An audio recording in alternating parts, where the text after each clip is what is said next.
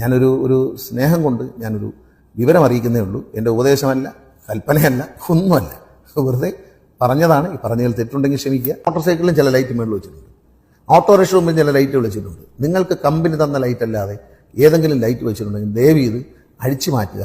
ഇനി അഴിച്ചു മാറ്റാൻ കോടതി നിർദ്ദേശമുണ്ട്, നിയമത്തിൽ വ്യവസ്ഥയുണ്ട്. അതിലുപരിയായി ഹൈക്കോടതിയുടെ ശക്തമായ താക്കീതുണ്ട്. അനുസരിച്ചേ പറ്റൂ.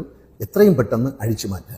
അല്ലെങ്കിൽ മോട്ടോർ വെഹിക്കിൾ ഉദ്യോഗസ്ഥർ വന്ന് അഴിച്ചു മാറ്റാൻ ശ്രമിക്കുമ്പോൾ നിങ്ങൾക്കൊരു പിണക്കം ഉണ്ടാവണ്ട. അയ്യോ, ഞാൻ കാശ് കൊടുത്ത് മാറ്റി വെച്ച സാധനമല്ലേ, എൻ്റെ വണ്ടിക്ക് അതൊരു അലങ്കാരമല്ലായിരുന്നു, മഞ്ഞ ലൈറ്റും വെക്കാൻ അധികാരമില്ല, നമുക്ക് പറ്റില്ല. കമ്പനി എന്താണോ നൽകിയിരിക്കുന്നത് അത്. ഇപ്പോൾ കമ്പനി എന്നൊക്കെ LED ലൈറ്റാണ് വരുന്നത്, അതിന് മുമ്പിൽ ലെൻസ് പിടിപ്പിക്കുക, അങ്ങനെയുള്ള കാര്യങ്ങൾ ചെയ്യരുത്. എതിർവശത്ത് വരുന്ന ആളിൻ്റെ കണ്ണിലേക്ക് അടിക്കുമ്പോൾ അപകടത്തിനുള്ള ഏറ്റവും വലിയ സാധ്യതയുണ്ട്.